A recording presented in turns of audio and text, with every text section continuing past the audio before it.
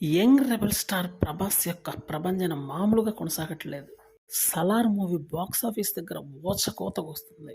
మొదటి రోజు 185 కోట్లు, రెండవ రోజు 110 కోట్లు. ఇప్పటివరకు మూడవ రోజు అందినటువంటి లెక్కల ప్రకారం 150 కోట్ల గ్రాస్ కలెక్షన్స్ రాబట్టినట్టు తెలుస్తుంది. అంటే టోటల్‌గా 450 కోట్లకు దగ్గరలో ఉంది. ఇది ఒక మాస్ ప్రభంజనం అని చెప్పడంలో డౌట్ లేదు. ఇది ప్రభాస్‌కు మాత్రమే సాధ్యమయ్యేటటువంటి ఫీట్. అందుకనే ప్రభాస్ మూవీస్ కొంచెం ఫ్లాప్ అయినా కూడా కలెక్షన్ల ప్రభంజనం కొనసాగుతూ ఉంటుంది. ఇప్పుడు జరిగింది కూడా అదే. కానీ ఇది సెన్సేషనల్ బ్లాక్ బస్టర్ అయింది. అంటే 2,000 కోట్లు అవలీలగా రాబట్టే దిశగా దూసుకెళ్తుంది ఈ మూవీ. ఎంతమంది స్టార్స్ ఉన్న ఇండియాలో ప్రభాస్ యొక్క రెబలిజం వేరు. అంత భారీ కటౌటే కాబట్టి కలెక్షన్స్ కూడా అదే స్థాయిలో వస్తుంటాయి.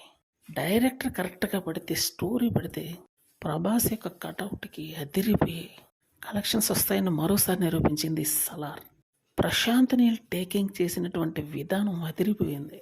కలెక్షన్స్ పరంగా చూస్తే సరికొత్త రికార్డులను ఇది లిఖిస్తుంది. ప్రభాస్ యొక్క మానియా ఇప్పుడు తారాస్థాయిలో ఉందని చెప్పాలి. ఈ మూవీ సృష్టిస్తున్నటువంటి రికార్డ్స్ పెను సంచలనంగా మారుతున్నాయి ప్రస్తుతానికి.